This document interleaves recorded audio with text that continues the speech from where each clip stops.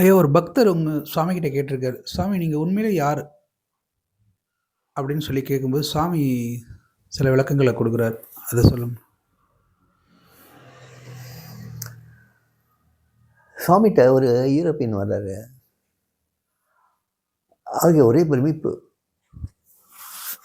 இவ்வளோ அழுக்கடைஞ்ச உடையில, இவ்வளோ பவித்திரமான ஒரு சுரூபம், இவ்வளோ உன்னதமான ஒரு சுரூபம் எப்படி இருக்கு?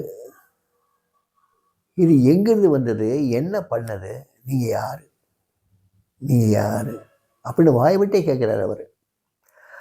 உங்கள பார்த்தவுடனே உங்களையே பார்த்துட்டு இருக்கணும்னு தோணுது. உங்க பேரை கேட்டா உங்க பேரையே எப்பயுமே உள்ள சொல்லிக்கிட்டே இருக்கணும் போல தோணுது. உங்க கூடவே எப்பயும் இருக்கணும்னு எனக்கு ஆசையா இருக்கு. அது தோணுது. நீங்க யாரு சுவாமி? என்னை இந்த அளவுக்கு கவர்ந்து இழுக்கக்கூடிய அளவுக்கு நீங்க இருக்கீங்கன்னா, நீங்க யாரு? நீங்க சாதாரண மனுஷன் கிடையாது.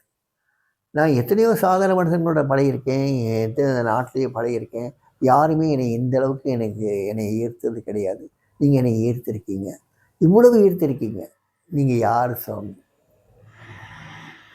இந்த பிச்சைக்காரன் யாருன்னா நீ கேட்ட?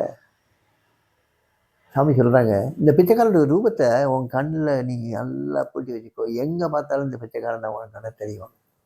இந்த பிச்சைக்காரனை உன் மனசுக்குள்ள நிறுத்தி வச்சுட்டீங்கன்னா, எங்க பார்த்தாலும் இந்த பிச்சைக்காரன் உன் கண்ணுக்கு தெரியும். அதே மாதிரி இந்த பிச்சைக்காரன் நாமத்தை நீ ஒரு தடவை கேட்டீன்னா, எந்த ஓசையிலையும் இந்த பிச்சைக்காரன் நாமத்தை தான் உன்னால பார்க்க முடியும், கேட்க முடியும். இந்த பிச்சைக்காரன் முழு ஸ்வரூபமும் எங்க அப்பாவுடைய ஸ்வரூபம். இதை ஞாபகம் வச்சுக்கோ. இந்த பிச்சைக்காரன் நடக்கிற மாதிரி ஞாபகம் வச்சுக்கோ. உட்கார்ற மாதிரி ஞாபகம் வச்சுக்கோ. நிற்கிற மாதிரி ஞாபகம் வச்சுக்கோ. பேசுகிற மாதிரி ஞாபகம் வச்சுக்கோ. சிரிக்கிற மாதிரி ஞாபகம் வச்சுக்கோ. அழுற மாதிரி ஞாபகம் வச்சுக்கோ. ஏதோ ஒரு வகையில் ஞாபகம் வச்சுக்கோ. அதுதான் தபஸ். இந்த பிச்சைக்காரன் நினைக்கிறது தான் தபஸ். And one day you will attain the goal. உனக்கு அது கிடைச்சிடும்.